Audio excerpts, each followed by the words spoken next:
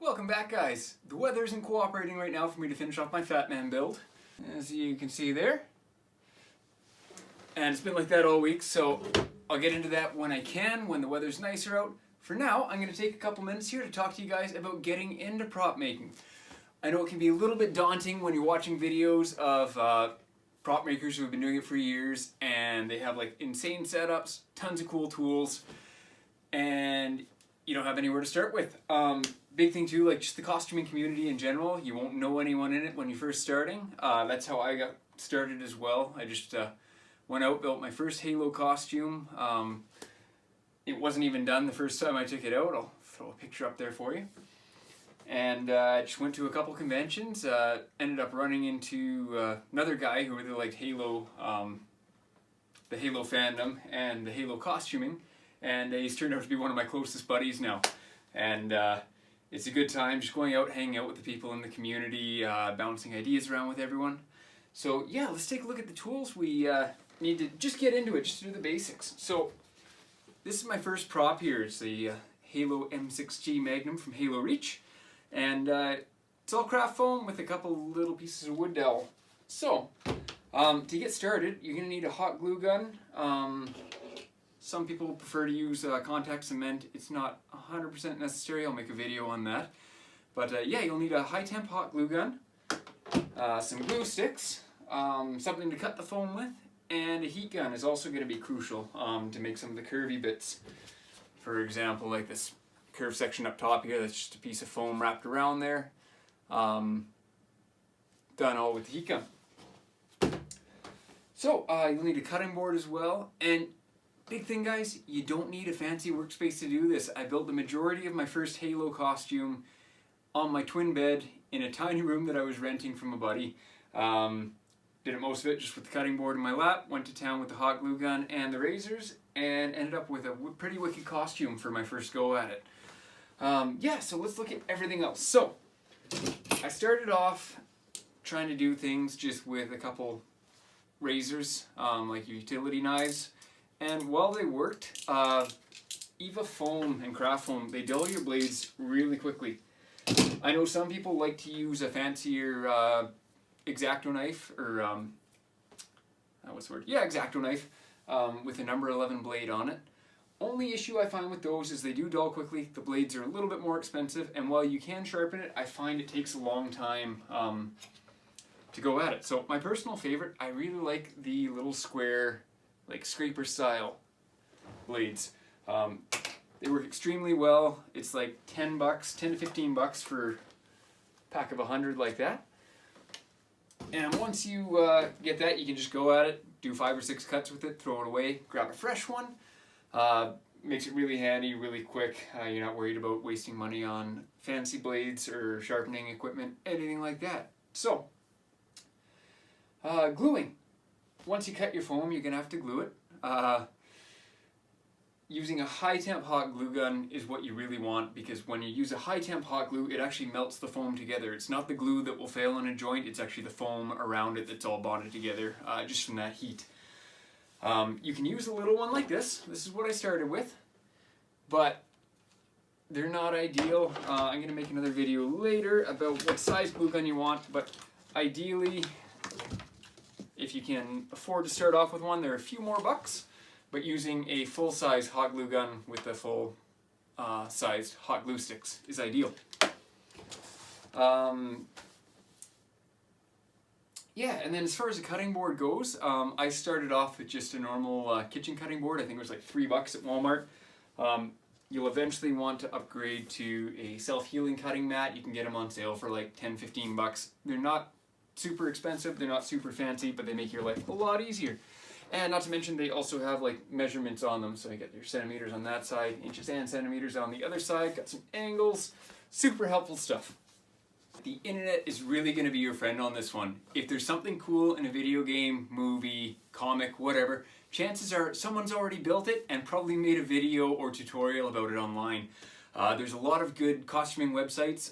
The Replica Prop Forum, the rpf.com, that's a huge one, covers pretty much all fandoms, all expanded universes and whatnot.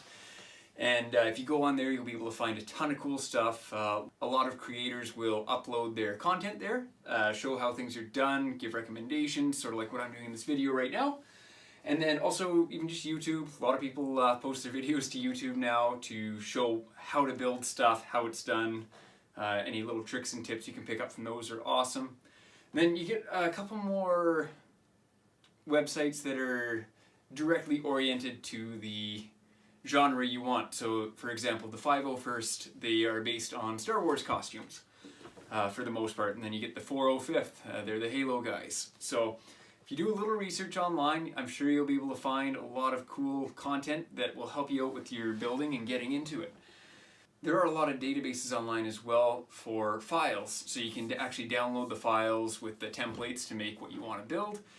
Sometimes they can be actually 3D templates for working with your foam or with Pepakura. We're not going to get into that in this video. And then as well as 3D printing files. Again, I'm not going to get into 3D printing in this video. I don't actually have a 3D printer. I've never used one. I've done a little bit of 3D modeling. It's something I'd like to pick up down the road, but by no means do you need a 3D printer to get into prop and costume making.